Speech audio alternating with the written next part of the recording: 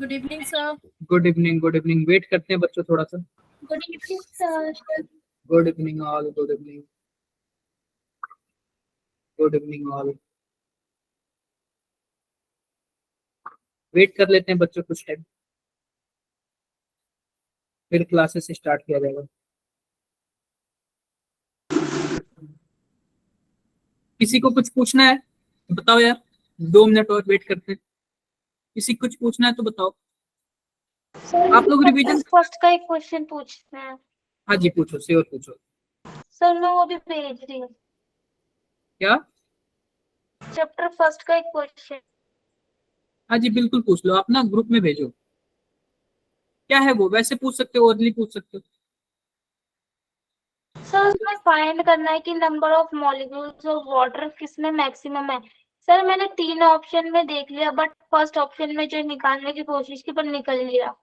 Chat box में एक बार मुझे व्हाट्सएप पे सेंड करो। एक बार मुझे वो व्हाट्सएप पे सेंड करो, देखता हूँ। ग्रुप पे सेंड करो अपने। ओके। हाँ, ग्रुप पे सेंड करो एक बार।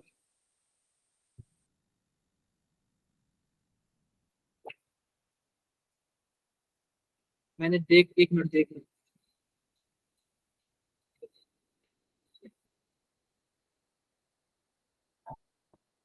लिखा हुआ है, in which case number of molecule of water maximum 18 ml of water. इतना litre of water vapour 8 atm। कोई बात नहीं यार, हम सब में अलग अलग निकाल के चेक करेंगे। ये बताओ, आपने क्या सब में अलग अलग निकाल के चेक किया है? सर तीनों में हो गया, तो बस फर्स्ट ऑप्शन में नहीं निकल रहा। ग्राम में हो गया, इसमें हो गया, इसमें हो गया। ठीक है। आप वैसे तो ये गैस का होता है, ये गैस का होता है। सिंपल सी बात है, पता है क्या होता है? जो 1 ml क्या होता है, 1 ml जो होता है वो 1 ग्राम के बराबर होता है। या फिर आप ये भी बोल सकते हैं, जो 1 लीटर होता है वो 1 kg के बराबर होता है। पता है क्यों? क्योंकि वाटर की जो डेंसिटी होती है वो 1 होती है, जिसकी वजह से लीटर और ग्राम दोनों क्या होते हैं, बराबर होते हैं। तो आप बताओ, 18 ml वाटर दिया है तो क्या आप उसको 18 ग्राम वाटर बोल सकते हो? Yes sir. हाँ, तो फिर 18 ग्राम वाटर करके निकालना, देखना 1 मोल आएगा। और 1 मोल यस आएगा तो सर। मुझे लगता है सबसे ज्यादा इसी में आंसर आएगा। यस सर, यही आंसर। यही आंसर है। Yes sir. हाँ, तो आपने वाटर का कहीं भी क्वेश्चन किया होगा तो देखा होगा वाटर की डेंसिटी 1 होती है। वाटर की डेंसिटी 1 होती है। हेलो अनम, एक बार मैं लास्ट रिमाइंडर दे दूं ग्रुप पे कि ज्वाइन हो जाओ सभी।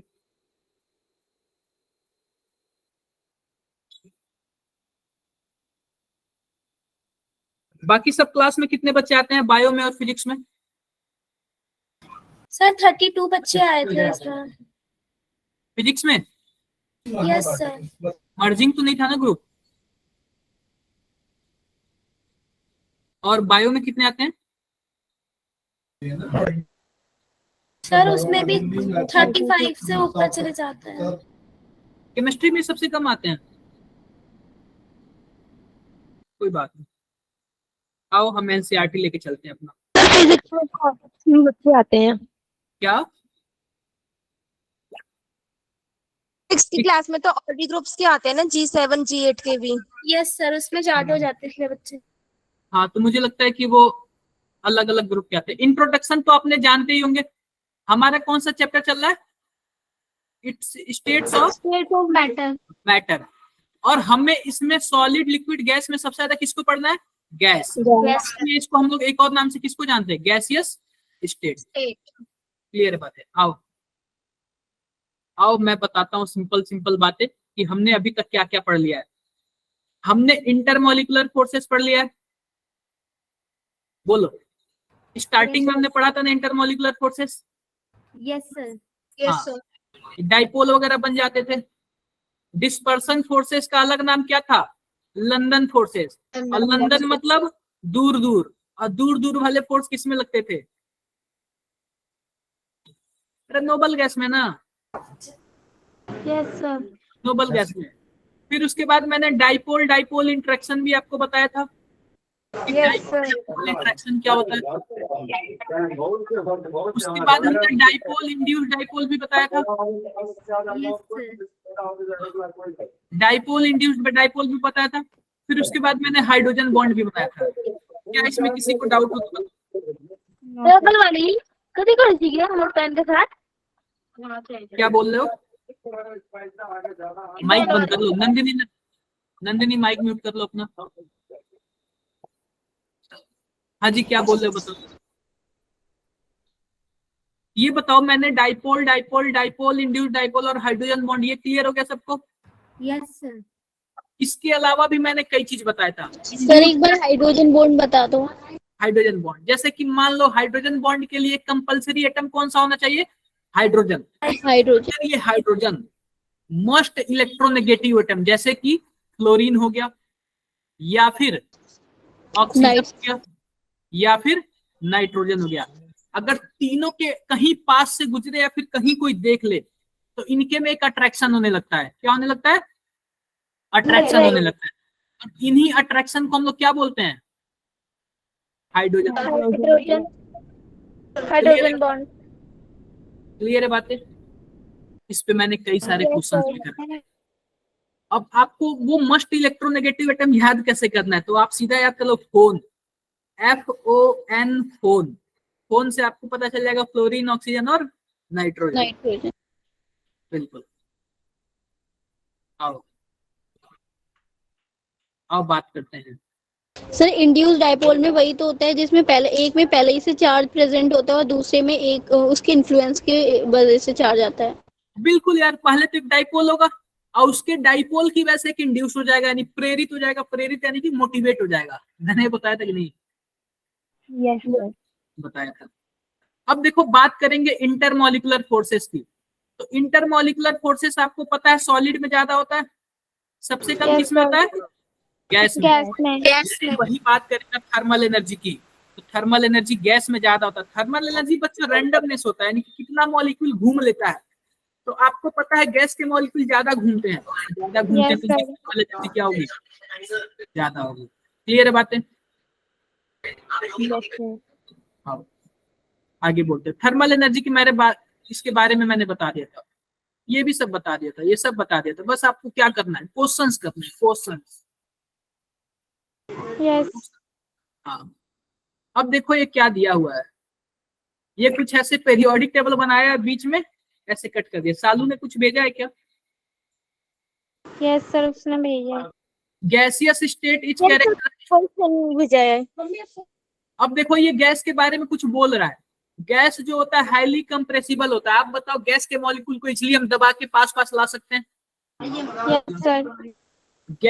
Gaseous exerted pressure equally in all direction. जो गैस के मॉलिक्यूल होते हैं, जैसे मानो हम बीच में एक हाथ में गैस ले लिया, ये चारों डायरेक्शन में सेम प्रेशर लगाते हैं। जैसे कि मान लो गुब्बारा ले लिया, चारों डायरेक्शन में सेम प्रेशर लगाएंगे। ऐसा नहीं कि किसी एक ही डायरेक्शन में लगाएंगे। किसी एक डायरेक्शन में लगाएंगे तो गुब्बारा किसी एक ही साइड जाएगा, इसलिए चारों डायरेक्शन में लगाते हैं, इसलिए गुब्बारा गोल जैसे होता है। Guys have much lower density than solid and liquid. Density भी कम होती है। डेंसिटी कम क्यों होती है? क्योंकि इसका वॉल्यूम, बोलो, ज्यादा होता है। अरे आप बताओ, आप किसी कमरे में इसको रख दोगे तो वॉल्यूम तो उसका बहुत ज्यादा हुआ, और जब वॉल्यूम ज्यादा हुआ तो जाहिर सी बात है डेंसिटी अपने आप कम हो जाएगी। कम हो जाएगा। पढ़ लेना आप लोग। The volume and shape of gas are not fixed. कोई बात नहीं, ये सब आप लोग जानते हो। अब आते हैं इस गैस के कुछ नियम पढ़ लेते हैं।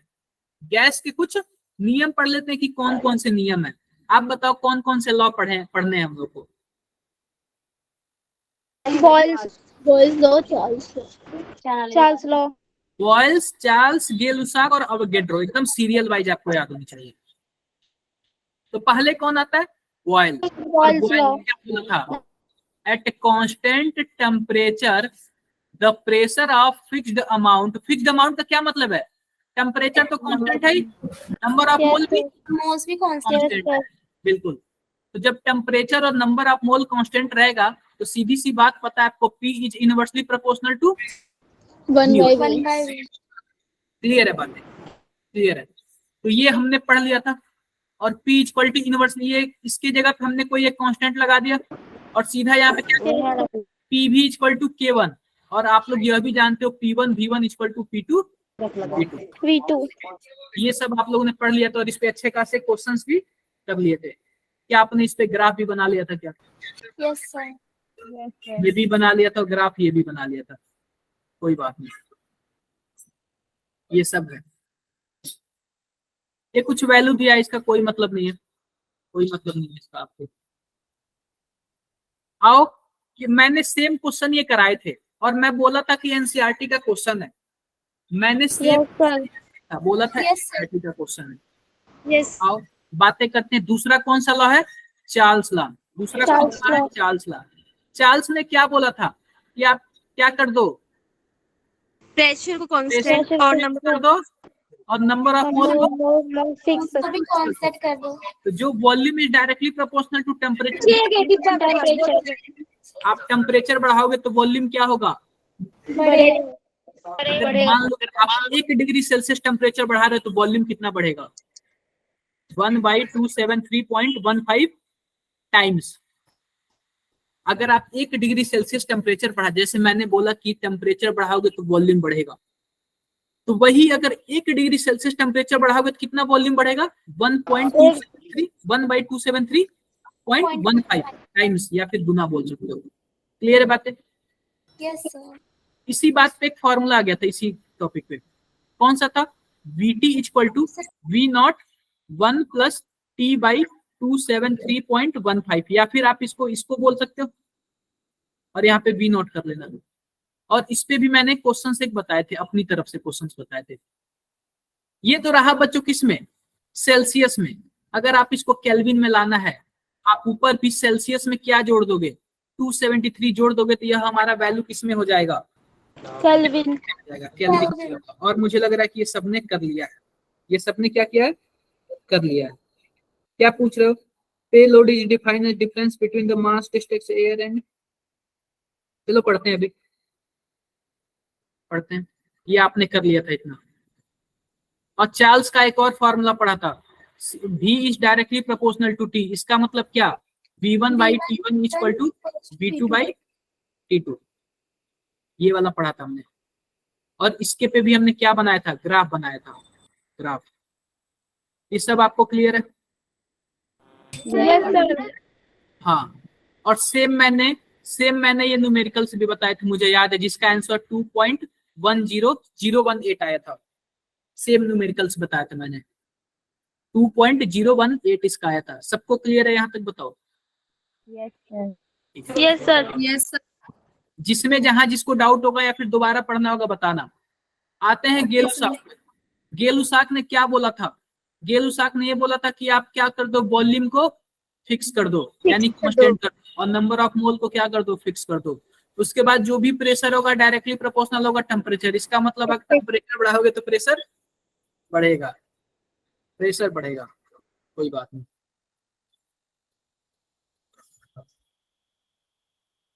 ये तो हो ही गया, ग्राफ भी मैंने इस पे बताया था। अब आते हैं अवोगैड्रो लॉ। अवोगैड्रो ने डायरेक्टली बोला था V is directly proportional to N। इसमें क्या होता था? टेम्परेचर फिक्स होता था और प्रेशर फिक्स होता था। उन्होंने अवोगैड्रो ने यह बोल दिया कि अगर आप वॉल्यूम बढ़ाओगे तो नंबर ऑफ मोल बढ़ेगा, या फिर नंबर ऑफ मोल बढ़ाओगे तो वॉल्यूम बढ़ेगा। वंदना बताओ क्या पूछ रहे हो? वंदना आप कुछ पूछ रहे हो क्या? वंदना आप कुछ पूछ रहे हो? ठीक है, कोई बात नहीं। और इस पे मैंने क्वेश्चंस भी बताए थे, कि कैसे वॉल्यूम बढ़ेगा तो नंबर ऑफ मोल बढ़ेंगे। इस पे मैंने क्वेश्चंस भी बताए थे, कोई बात नहीं। और मैंने बताया था जो आइडियल गैस का होता है वो कितना होता है? 22.7 होता है, लेकिन इसके पहले तक हम लोग 22.4 पढ़ते आ रहे थे। Yes sir. अगर इन दोनों में कोई पूछ दे, अगर ये दोनों ऑप्शन और आइडियल गैस के लिए पूछे तो आप क्या लगाओगे? 22.7, क्योंकि नया 22.7 का। लेकिन बच्चों जो कैलकुलेशन अभी भी हम किस पे करते हैं? 22.4 पे ही करते हैं। सर ये 22.4 एसटीपी कंडीशन है ना? हाँ, एसटीपी मतलब हर एक चीज स्टैंडर्ड होना चाहिए। मतलब ऐसा नहीं कि प्रेशर कुछ भी ले लो, प्रेशर हमें एक ही एटीएम लेना है। ऐसा नहीं कि आप कुछ भी टेम्परेचर ले लो, टेम्परेचर हमें 25 डिग्री सेल्सियस लेना है। जब हम पूरा कंडीशन लगा लेते हैं उसको हम लोग क्या बोलते हैं, STP, standard temperature and pressure. तो सर पूरा कर भी है। क्या बोल रहे हो आप लोग, नींद में हो क्या? No sir. हाँ, अब देखो आइडियल गैस इक्वेशन क्या, इन सभी लॉ को मिला के क्या बनता है, आइडियल गैस इक्वेशन। और आइडियल गैस इक्वेशन क्या होता है, पीवी इक्वल टू एनआरटी। किसी को प्रॉब्लम? और जो बच्चों आर की वैल्यू होती है वह यूनिवर्सल कांस्टेंट होता है, या फिर उसको हम लोग गैस कांस्टेंट भी बोलते हैं। और उसका वैल्यू देखो, उसका वैल्यू अगर आप पास्कल में लोगे तो 8.314 आएगा। अगर वही आप उसका वैल्यू किस में लोगे, बार में लोगे, तो भी 8.314 आएगा। लेकिन वही आप इसका वैल्यू जूल में लोगे तो भी सेम ही आएगा। आप बताओ कैलोरी में इसका वैल्यू कितना होता है, 1.98। बोलो। अरे भाई यहाँ पे जूल है, और जूल को आप कैलोरी में चेंज करोगे तो 4.18 से आप डिवाइड करोगे कि नहीं करोगे? Yes sir. Yes sir. करोगे। तो ये भी हमने एक फॉर्मूला पढ़ा था, P1 V1 by T1 equal to P2 V2 by T2। ये भी फॉर्मूला पढ़ा था, P1 V1 by T2 equal to P2 V2 by T2। और इस पे हमने क्वेश्चंस लगाए थे, हमने इस पे क्वेश्चन सॉल्व किए थे। आगे बढ़ते हैं। क्या सेम क्वेश्चन सॉल्व किया था या फिर डिफरेंट किया था? किसी को कुछ याद है तो? लिख रहा है एट 25 डिग्री सेल्सियस। अगर मानो जब टेम्परेचर 25 डिग्री सेल्सियस था तो उस टाइम प्रेशर कितना था, 760। अब देखो उस टाइम वॉल्यूम कितना था, 600 ml। अब यह बोला what will be pressure at height where temperature, अब टेम्परेचर 10 हो गया और वॉल्यूम कितना हो गया, 640 हो गया, तो प्रेशर कितना होगा? भाई सबका सब यूनिट दिया हो, बस एक ही यूनिट बाकी है। वो भी किसका बाकी है बताओ? P1/P2 करके सर फॉर्मूला लगाएंगे। P2 यार, वही बात है, सिंपल सी बात है, देख रही रहे हो आप लोग, दिख रहा है क्या? Yes sir. P2 निकाल लेना, सब चीज पुट करके P2 निकाल लेना।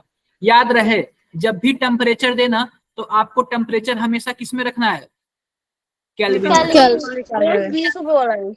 क्या मैंने Dalton's law of partial pressure आपको बताया था? Yes sir. क्या होता है इसका मतलब, कोई मुझे एक्सप्लेन कर देगा? सर इसमें किसी एक गैस से प्रेशर को निकाला जाता है। यस अगर मानो कई गैस हो ना तो हम किसी इंडिविजुअल गैस का प्रेशर लगाते हैं कि वह कितना सपोर्ट कर रहा है उसमें, वह उसमें अपना कितना योगदान दे रहा है, यानी उसका इंडिविजुअल कितना प्रेशर लगा रहा है। क्लियर है बातें? Yes sir. आओ बातें करते हैं।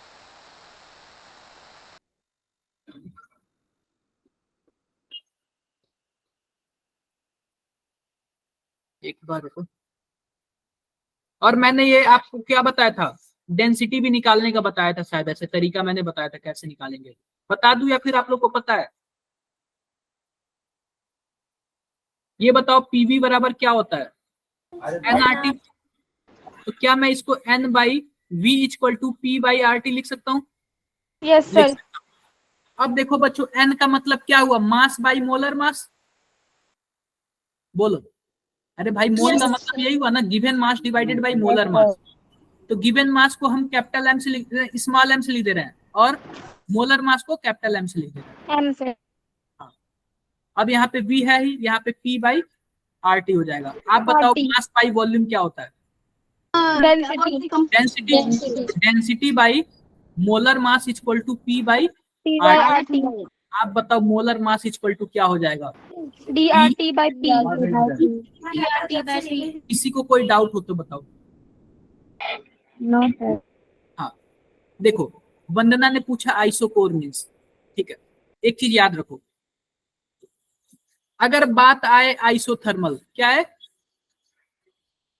आइसोथर्मल, अगर कोई पूछ दे ये आइसोथर्मल प्रोसेस में, इसका मतलब क्या हुआ, टेम्परेचर वहां पे क्या है, कांस्टेंट है। टेम्परेचर क्या है, कांस्टेंट है। जब हम लोग अगला चैप्टर पढ़ेंगे ना, कौन सा चैप्टर है, थर्मोडायनेमिक्स। आइसोथर्मल का क्या मतलब हुआ, टेम्परेचर कांस्टेंट। कांस्टेंट।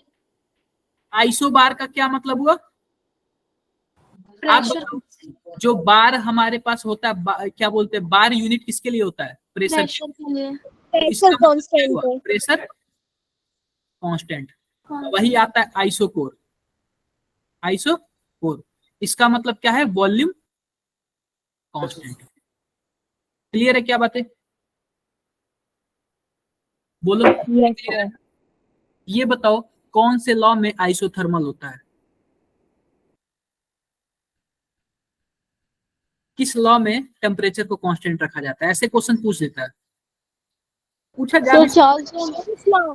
अरे बॉयल्स लॉ में ना, बॉयल्स ने टेम्परेचर को कांस्टेंट बोला था, दूसरा कोई थोड़ी बोला था। Yes sir. क्लियर है? सर अवोगाड्रो ने भी कहा था ना। क्या?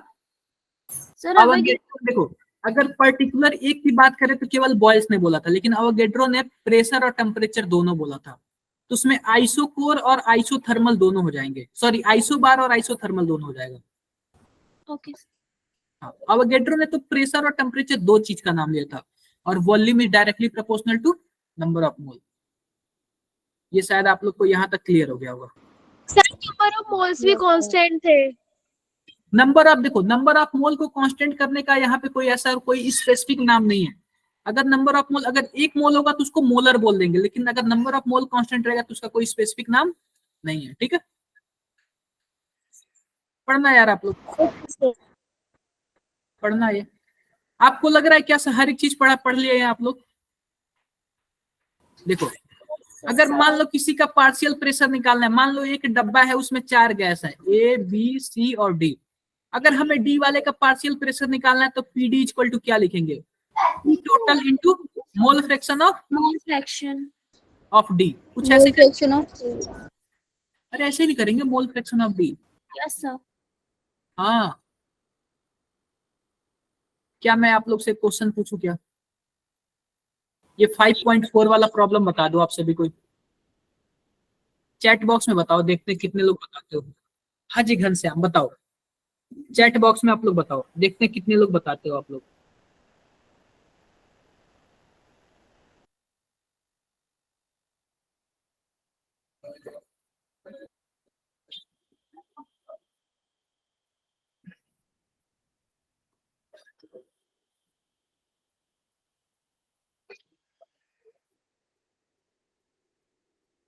कितने टाइम लगाओगे आप लोग, ये बताओ पहले। कोई सॉल्व कर रहा है? अनम? Yes sir. हाँ यस सर। करो, आप लोग सॉल्व करो, मैं वेट कर रहा हूँ।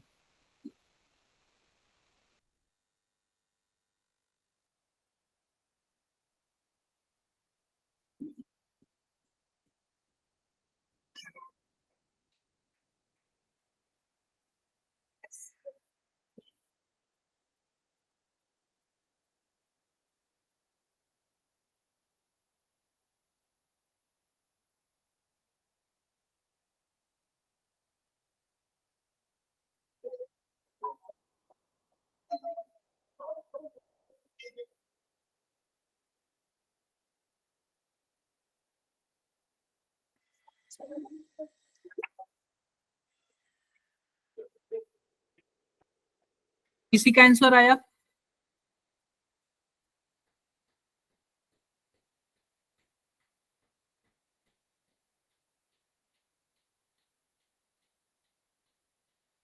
किसी का आंसर आया तो बताओ।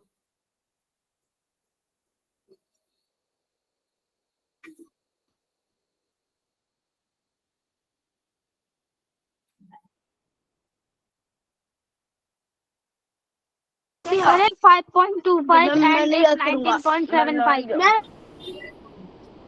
क्या बोल रहे हो आप लोग? कुछ क्लियर?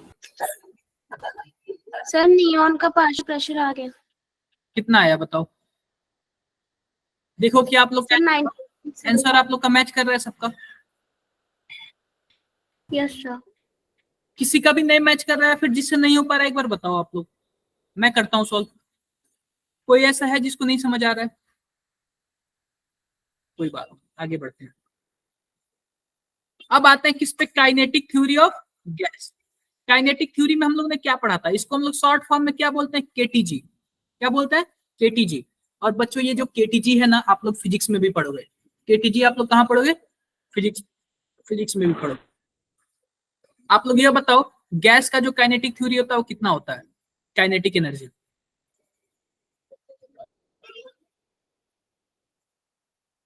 भूल गए क्या यार आप लोग,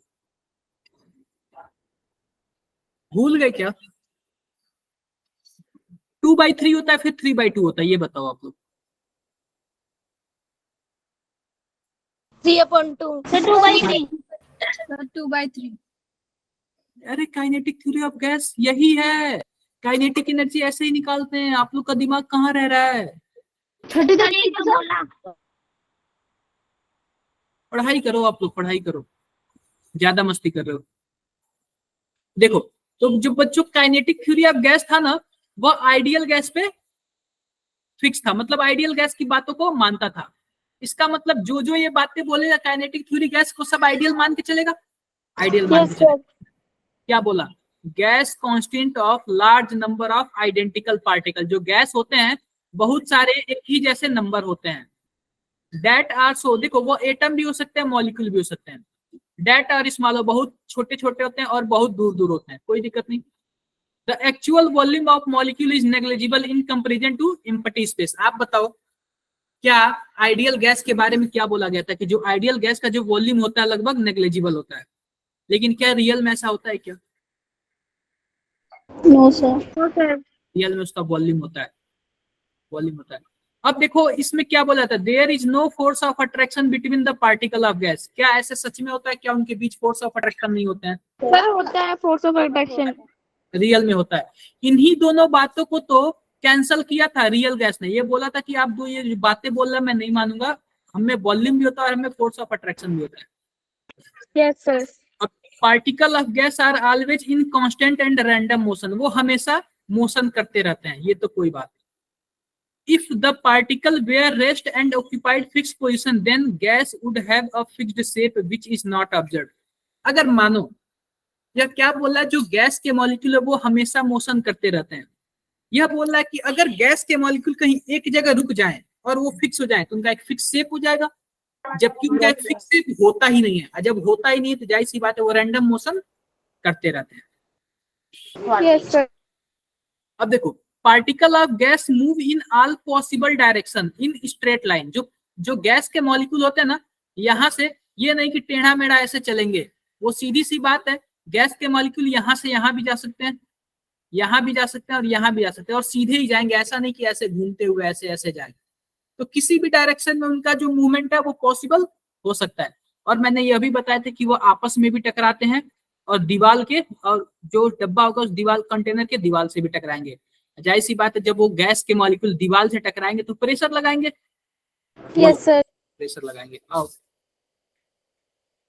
collision of gas molecule is perfectly elastic. इसका मतलब क्या बताया था मैंने, the total energy of molecule before and after collision remain same. यानी कि मानो टकराने के बाद उसका जो एनर्जी क्या होता है, सेम ही होता है। सेम। इस पे मैंने कौन सा एग्जांपल दिया था, कोई बताएगा?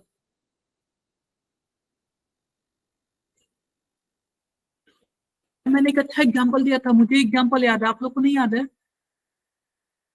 मैंने किसको बोला था दीवार में सर लड़ाने के लिए?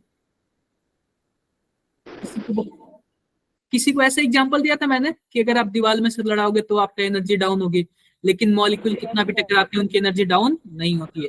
Yes sir. ऐसे मैंने एग्जांपल दिया था, मुझे याद है। आप लोग पता नहीं कैसे भूल जाते हो।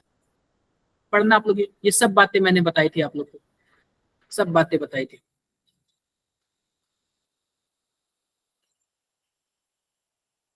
देखो अब इसमें क्या है लिखा है, at any particular time different particle in the guys have different speed hence different kinetic energy होगी।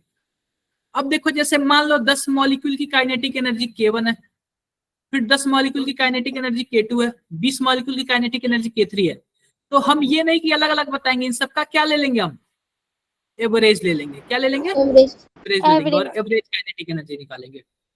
ये सब पढ़ लेना, सब पढ़ लेना। आप बताओ जब अलग अलग उनकी स्पीड है तभी तो अलग अलग काइनेटिक एनर्जी है ना। Yes sir. Average, VRMS, root mean square. अब देखो behaviour of real gas, deviation from ideal gas. अब अब आते हैं रियल गैस। अभी तक हम क्या पढ़ रहे थे कि एक आइडियल बहुत अच्छा अपना रूल बता रहे थे। लेकिन एक्चुअल में अब जो होता है उसके बारे में पढ़ेंगे। तो जो एक्चुअल में होता है वो कितना ज्यादा डेविएट करता है आइडियल गैस से, जो रियल गैस होते हैं कितना ज्यादा डेविएट करते हैं आइडियल गैस से। तो इसके लिए हमने क्या बताया था आपको, क्या ये देखो डेविएट कर रहे हैं क्या, ये सिंपल सी बात, यह आइडियल गैस की लाइन है और यह रियल गैस की लाइन है। आप बताओ अगर कोई रियल गैस है उसको आइडियल बनने के लिए टेम्परेचर प्रेशर का बताओ कैसे होना चाहिए। सर लो होना चाहिए, टेम्परेचर ज्यादा प्रेशर लो होना चाहिए, टेम्परेचर हाई होना चाहिए। बिल्कुल बिल्कुल, ये बातें याद रख लेना, कभी ना कभी पूछा जा सकता है, कभी ना कभी पूछा जा सकता है। ये सब है वही बातें, देखो ये सब है। ये भी मैंने बताया था, मान लो कि ये आइडियल गैस है, सीधी लाइन चल रही है और रियल गैस उसके अगल बगल से चलेगी, तो जाहिर सी बात है डेविएट कर रहा है, कोई बात नहीं। अब देखो, it is found that real gas do not follow boils law, Charles law and Avogadro law. भाई जब वो अलग ही रास्ते पे निकल रहा है, इन लॉ को क्यों मानेगा, नहीं मानेगा। नाउ टू क्वेश्चन अराइज, जब ये सब आ जाते हैं तो दो क्वेश्चन दिमाग में आता है, कौन कौन सा, why do gas deviate from ideal behaviour, gas ideal behaviour से क्यों डेविएट होते हैं, क्योंकि वह ये जो लॉ है ना Boyle's law Charles law Avogadro law इनको मानते ही नहीं है। अब देखो, what are the condition under which gas deviate from ideally, low pressure and high temperature, यही दोनों आंसर, यही दोनों दोनों के आंसर आपको पता चल गए, पता चल गए। आओ, लेकिन जो पहला बच्चों हमारे पास क्वेश्चन है, सर पहले का क्या आंसर था, पहले वाले का आंसर यही था कि यह जो पता है क्या, बॉयल्स लॉ को चार्ल्स लॉ एवोगाड्रो लॉ कुछ भी नहीं मानते, इनके कई आंसर हो सकते, पहली बात तो ये नहीं मानते, और दूसरी बात क्या, आइडियल ने दो चीजें बोली थी कि जो गैस के वॉल्यूम नेग्लिजिबल रखा था और वॉल्यूम होता है, आइडियल ने नेग्लिजिबल रखा था, लेकिन रियल बोलता नहीं मेरे पास वॉल्यूम है। Yes sir. और दूसरी बात यह है कि जो रियल आइडियल ने था बोला था फोर्स ऑफ अट्रैक्शन कोई नहीं होता है, कोई भी अट्रैक्शन नहीं रियल में होता है, होता है। क्लियर है बातें, क्लियर है, यही सब है यार, कुछ ज्यादा दिख नहीं रहा है। और आप देखो जो प्रेशर था, प्रेशर हमने जो पीवी इक्वल टू एनआरटी पढ़ा था, अब हम क्या पढ़ेंगे, वंडरवाल इक्वेशन, और वंडरवाल इक्वेशन में प्रेशर की जगह क्या था, पी रियल की A N square by V square, और वॉल्यूम की जगह क्या था, वी माइनस एन बी। आप बताओ यहाँ पे ए और बी का क्या मतलब हुआ, सर वंडरवाल कांस्टेंट, बिल्कुल वंडरवाल कांस्टेंट है। जो बच्चों वंडरवाल कांस्टेंट होता है, इसका इक्वेशन भी फेमस है और इसके जो यूनिट है यह भी बहुत ही ज्यादा फेमस है। ठीक है, देखो यहाँ पे, देखो यहाँ पे ये कौन सा इक्वेशन है, वंडरवाल इक्वेशन, वंडरवाल इक्वेशन। आओ, इसके बाद आप बताओ जेड का क्या नाम था, कंप्रेसिबिलिटी फैक्टर। अगर मानो जेड की वैल्यू 1 हो, इसका मतलब गैस क्या है, आइडियल है, गैस आइडियल है। ये देखो गैस आइडियल है। अब देखो यहां से हम देख सकते हैं कि यहां से हम क्या देख सकते हैं, जैसे जैसे हम प्रेशर बढ़ा रहे हैं जेड की वैल्यू क्या हो रही है, 1 से ज्यादा हो रही है। प्रेशर आप बढ़ाओगे तो जेड की वैल्यू क्या होगी, 1 से ज्यादा होगी, और प्रेशर कम तो कम होगी, लगभग जेड के बराबर हो जाती है। ठीक है, आई होप क्लियर हो गया होगा, क्लियर बात है। यस सर, ये सब मैंने बता दिया था। अब देखो क्या है, ये तो मैंने आप लोग पढ़ ही लिए थे, कोई दिक्कत नहीं है। अब आते हैं, देखो बच्चों, यह किसी प्रेशर और वॉल्यूम के बीच हमने ग्राफ बनाया है, और किसी एक ही गैस का है, वो गैस कौन सा है, कार्बन डाइऑक्साइड है। कौन सा गैस है, कार्बन डाइऑक्साइड। और कुछ ऐसे आया, देखो जैसे 50 डिग्री सेल्सियस था तो ग्राफ ऐसे था, वही 31 डिग्री सेल्सियस हो गया तो ग्राफ ऐसे हो गया, वही 30 डिग्री सेल्सियस हो गया तो ग्राफ ऐसे हो गया, ऐसे ही 21 पे और भी छोटा गया, 20 पे और भी छोटा गया। जैसे जैसे टेम्परेचर कम होता जा रहा है ग्राफ क्या होता जा रहा है, और भी नीचे होते जा रहा है। आओ देखो इससे सर स्टेट चेंज हो रहा है ना, क्या, स्टेट चेंज ग्राफ का नहीं नीचे स्टेट नहीं चेंज हो रहा है। स्टेट चेंज देखो, हमने 50 से 13 तक लाया और 50 से 13 तक में पानी का स्टेट नहीं चेंज होता है, ठीक है, क्लियर बातें? Okay sir. हाँ,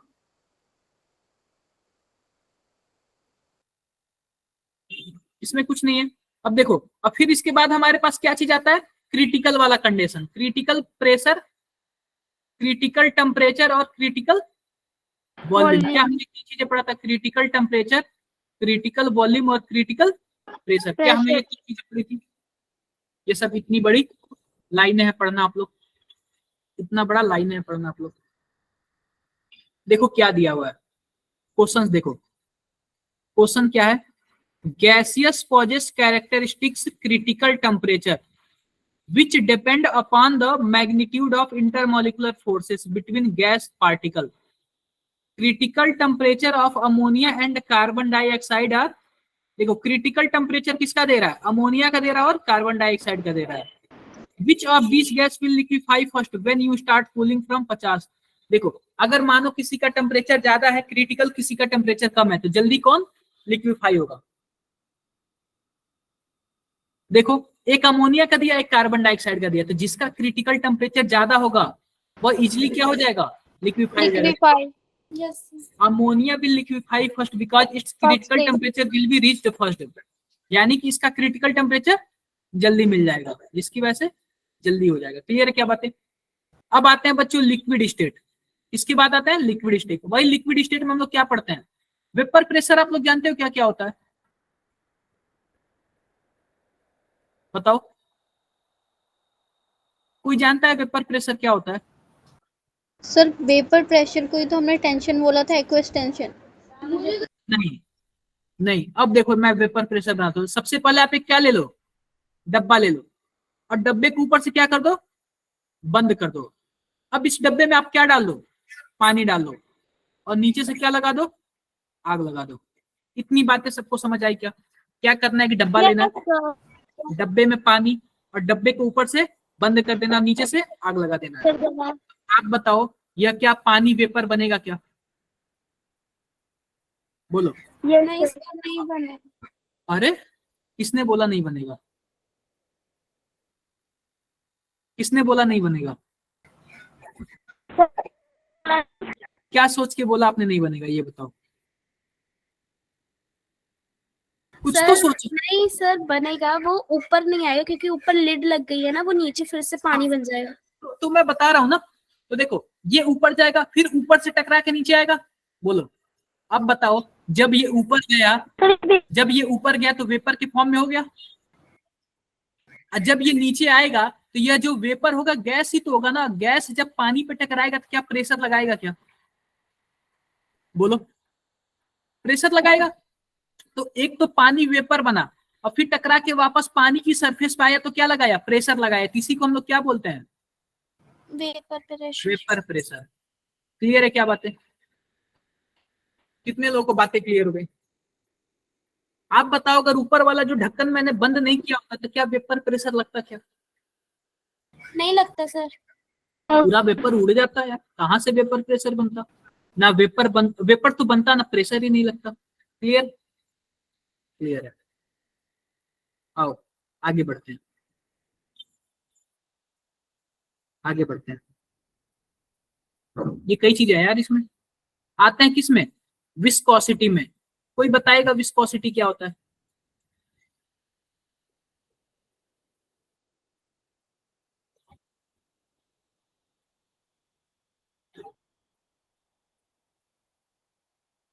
अब देखो बच्चों क्या होता है इसमें, जैसे कि मानो विस्कोसिटी क्या होता है, और मैं बातें करता हूं।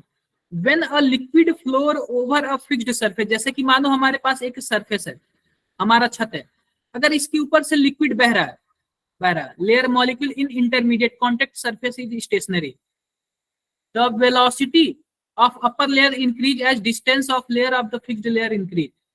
This type of flow which their regular gradation velocity is passing from the, देखो लेमिनार फ्लो क्या होता है, मैं एक बात बताता हूँ। लेमिनार फ्लो क्या होता है, जैसे कि मान लो क्या होता है, जैसे कि मान लो हमारे पास ये क्या है, हमारा छत है, और हमारे छत पे पानी बह रहा है, हमारे छत पे पानी बह रहा है। मान लेते हैं कि पानी जो है ना 1 मीटर ऊंचा बह रहा है। कितना मीटर ऊंचा बह रहा है?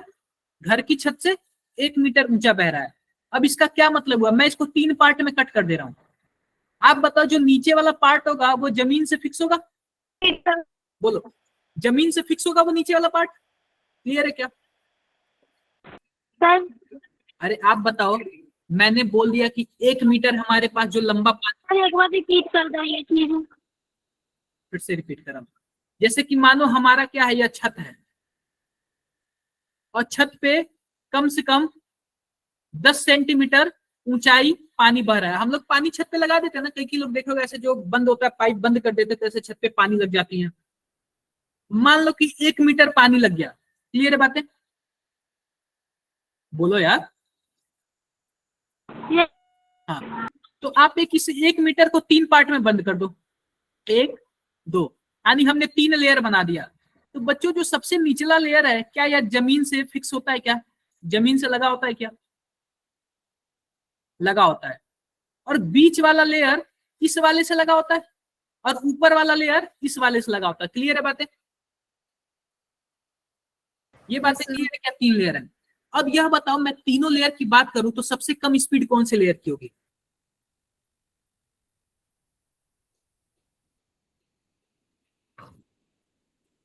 अरे जो जमीन से सटा होगा ना, क्या बोला? जो जमीन से सटा होगा उसकी स्पीड कम होगी ना। Yes sir. और Yes, सबसे ज्यादा स्पीड किसकी होगी? सबसे ऊपर वाले पार्ट की। सबसे ऊपर वाले की। तो क्या है, ऐसे ऐसे फ्लो को हम लोग क्या बोलते हैं? Laminar flow. क्या बोलते हैं? Laminar flow. कोई प्रॉब्लम? No sir.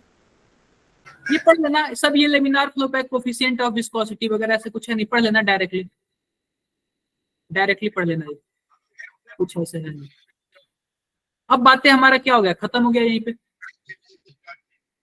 फिनिश हो गई। मैंने क्वेश्चन भेजा था। मैं देख ले रहा हूँ क्वेश्चन। तो एनसीईआरटी का ही है इसमें।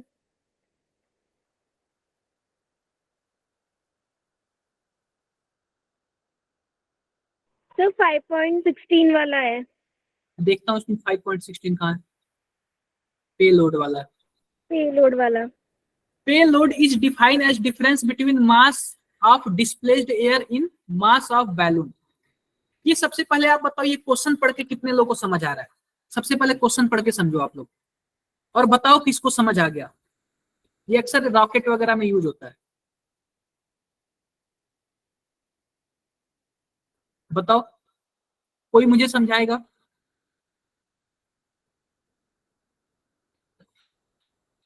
कोई मुझे समझाएगा क्या?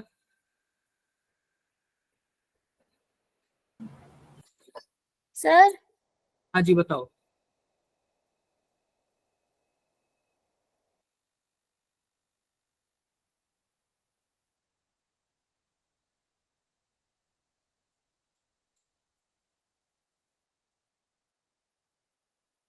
कोई बता रहे क्या? कोई समझाएगा?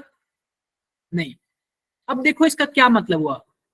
Payload is defined as difference between the mass of displaced air and the mass of balloon। देखो, जो पेलोड होता है, जैसे कि मान लो कि हमारे पास एक जहाज है। क्या है?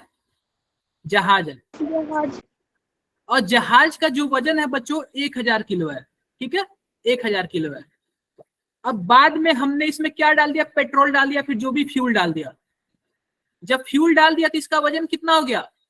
1800 किलो हो गया। ठीक है, अब आप लोग बताओ, जो हमारे पास एक्स्ट्रा इसमें मैंने डाला नहीं, इसी को हम लोग क्या बोलते हैं? पे लोड। पे लोड। तो आप बताओ पे लोड का वजन कितना है? सर 800। 800 किलो। 800 किलो। आओ इसमें हम बातें करते हैं, क्वेश्चन में आते हैं। फिर सबसे पहले आप क्वेश्चन समझो क्या मतलब है। क्वेश्चन यही बोल रहा है कि payload is defined as the difference between the mass of displaced air and mass of the balloon. जैसे कि मान लो हमारे पास बैलून है, बैलून मान लो कि 5 ग्राम का है। ठीक है, पहले बैलून फुला हुआ नहीं था तो इसको क्या बोल दिया मैंने, 5 ग्राम का बोल दिया। जब आप इसमें हवा भर के फुला दोगे ना तो इसका वजन कितना हो गया, मान लो 8 ग्राम हो गया। तो आप बताओ पेलोड का वजन कितना है? 3 ग्राम। 3 ग्राम। 3 ग्राम क्या सर बात वो जो एक्स्ट्रा डालते हैं हम उसके अंदर, वही है ना पेलोड? बिल्कुल। ये देखो ना पेलोड को कैसे डिफाइन किया है। पेलोड को कैसे, payload is defined as the difference between the mass of displaced air. Displaced air यानी कि जो हम लोग बाहर से जो एयर उसमें डालते हैं, यानी कि जो डिस्प्लेस्ड होके आया हुआ है, and the mass of balloon. Clear है बातें? Yes sir. अब देखो, calculate the payload when balloon of radius is 10 metre. अब देखो जब बैलून का रेडियस 10 मीटर हुआ तो हमें क्या क्या निकालना है, उस पेलोड का वजन निकालना है। Mass of 100 kg filled with helium at 1.66 bar at इतना टेम्परेचर। अब डेंसिटी दे दिया हुआ है एंड इतना दे दिया हुआ है, कैसे निकालेंगे आप लोग, कुछ बताओ, कोई कुछ बताएगा? सर ये 100 kg हीलियम का वेट है? हाँ हाँ, 100 kg हीलियम का वेट है। 100 kg हमने उसमें हीलियम डाला है, जिस टाइम उसका प्रेशर 1.66 था और टेम्परेचर 27 डिग्री सेल्सियस। कैसे निकालेंगे? सर इसमें हीलियम ही तो पेलोड है। कई चीज आते हैं इसमें, आओ बातें करते हैं। सबसे पहले आप बताओ, अगर हमारे पास 10 मीटर क्या आ गया, वॉल्यूम आ गया, रेडियस सॉरी 10 मीटर रेडियस है किसका, बैलून गुब्बारे का। गुब्बारे का का। इसका वॉल्यूम क्या होगा बताओ, फॉर्मूला बताओ कोई। 4/3 पाई आर क्यूब। तो देखो 4/3 कर देना, पाई की वैल्यू कितना कर दो, 3.14 कर दो, आर की वैल्यू 10 पे पावर 3 कर दो। जल्दी से इसका आंसर बताओ आप लोग कितना आ रहा है।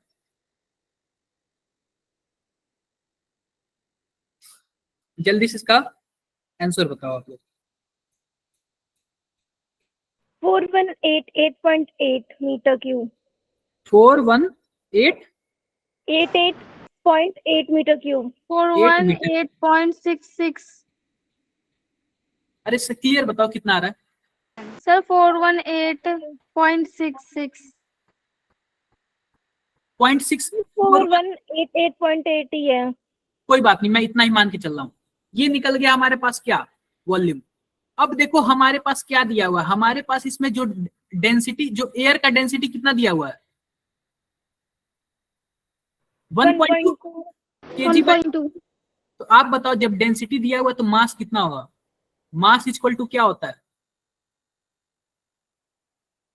Density into density into volume. Density. हमारे पास 1.2 दिया हुआ, वॉल्यूम कितना आ गया, 4188.8 आ गया। अब इसको कैलकुलेट करके बताओ कितना आ रहा है। 5026.5 kg। कितना आ रहा है, 5026.5। 5 kg। अब हमारे पास क्या निकल गया, मास निकल गया उसका, गैस का। अब देखो हम क्या करते हैं, अब हम क्या निकालते हैं, मोल निकाल लेते हैं।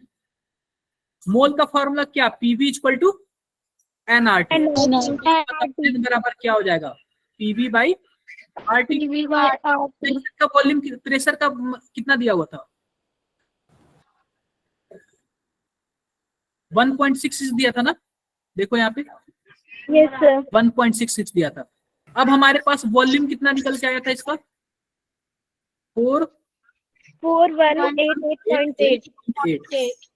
अब आर की वैल्यू इसमें दिया हुआ, बार के लिए आर की वैल्यू कितना दिया, 0.083। 0.083। और टेम्परेचर का भी वॉल्यूम, सॉरी 83। और टेम्परेचर का कितना दिया, 27 डिग्री सेल्सियस। इसका मतलब क्या हुआ, 300 केल्विन। अब बताओ मोल कितना आया।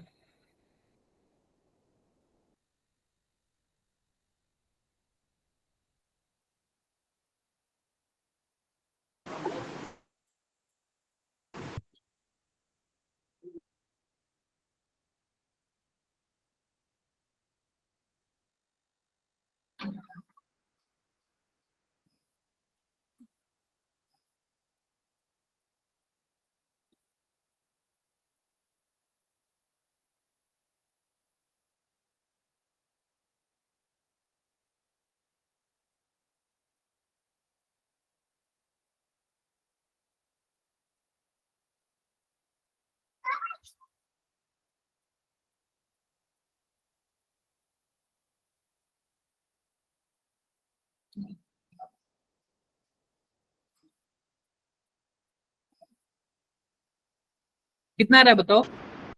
सर ये 30 के बाद क्या लिखा है? बस 300 है ना, 300। कितना आ रहा है आंसर बताओ? सर 236.5 आ रहा है। 236.5। 5। और मुझे लग रहा है कि आपका कैलकुलेशन गलत है क्या?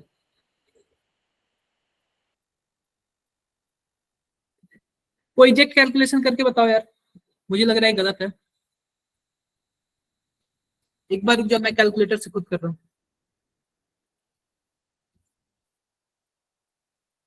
1.66 into 4188.8 divided by 300 divided by 0.083, 279.25 आ रहा है। क्या सबका इतना ही आ रहा है? 279.25, 279.25। क्या इतना ही सबका आया है बताओ? सर मेरा 272 पॉइंट कुछ आ रहा है। नहीं, मेरा कितना आ रहा है? आप लोग पता नहीं, शायद गलत कैलकुलेशन किए होगे फिर। अब देखो, अब हम क्या निकालते हैं? Actual mass of helium. क्या निकालते हैं? Actual mass of helium. अब देखो, मास ऑफ हीलियम हम कैसे निकालेंगे? सबसे पहले इसका मोल कितना है? 279.25। और हम कितने से मल्टीप्लाई करेंगे तो इसका मास निकल जाएगा? हीलियम का मोलर मास कितना होता है? सर 4। 4 होता है। तो 4 होता है तो करो फिर, कितना आएगा? कितना आ रहा है बताओ? 11,000,000.64। कितना आ रहा है? क्लियर है? क्लियर है? सर 1.1 सर 117 आ। अरे वही, मेरा कितना ही आ रहा है। कोई बात नहीं, 117 हम कर ले रहे हैं। हम आप ही का बात मान के चल रहा है, ठीक है? 117। और यह किस में आएगा? केजी में आएगा, क्योंकि अभी तक हमारा केजी में ही चल रहा है। यूनिट हमारा केजी में ही चल रहा है, क्योंकि हमने ये जो वॉल्यूम निकाला था वो केजी में करके निकाला था। इसलिए जो हमारा आंसर किस में आएगा? केजी में ही आएगा। क्लियर है बातें? क्लियर है? Yes sir. अब देखो, अब हमें डाटा क्या दिया हुआ है। अब हमें डाटा क्या दिया हुआ है? अब देखो, अब आते हैं हीलियम के एक्चुअल मास पे। तो हीलियम का एक्चुअल मास कितना दिया? 100 केजी दिया हुआ। और हमने इसका हीलियम का कितना निकाला? 1117। तो अब हम क्या करेंगे? दोनों को जोड़ लेंगे। दोनों को जोड़ने पे कितना आ रहा है? 100 प्लस 1117, तो कितना आएगा? 1200 1217.5। केजी। क्लियर है बातें? Yes sir. अब देखो, अब इसने पेलोड का फॉर्मूला क्या बताया था? Displaced air minus mass of balloon. ये बताओ, डिस्प्लेस्ड एयर कितना था? कुछ दिया है क्या इसमें? नहीं दिया हुआ है। डिस्प्लेस्ड एयर कितना था? नहीं दिया हुआ है। तो डिस्प्लेस्ड एयर बच्चों हमने निकाला भी था शायद। कितना निकाला था यार? ये 50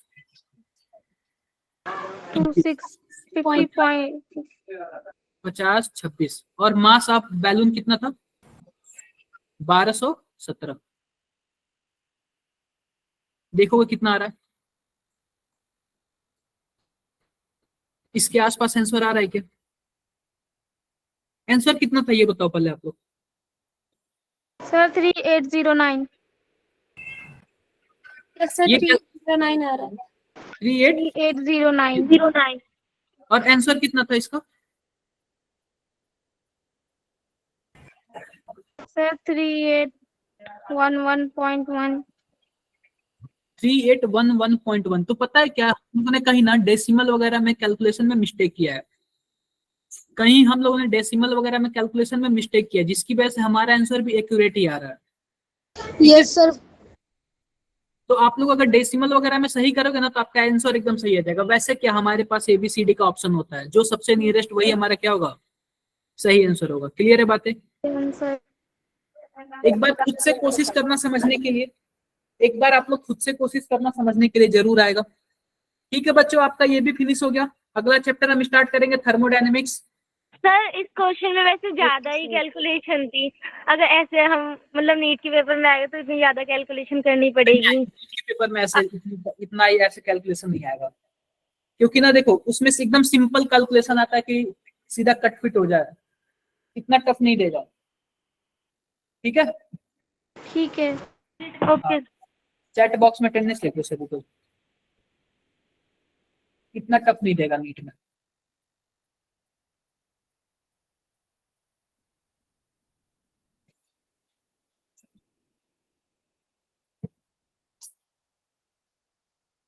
सबने लिख दिया क्या? Yes sir.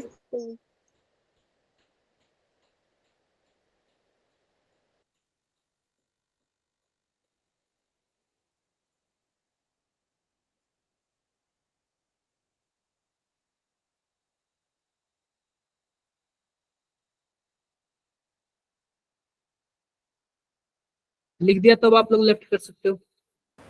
Bye sir. Bye sir. Okay, bye. Sir अगली क्लास में हम नेक्स्ट चैप्टर करेंगे। हाँ नेक्स्ट चैप्टर करेंगे हम लोग।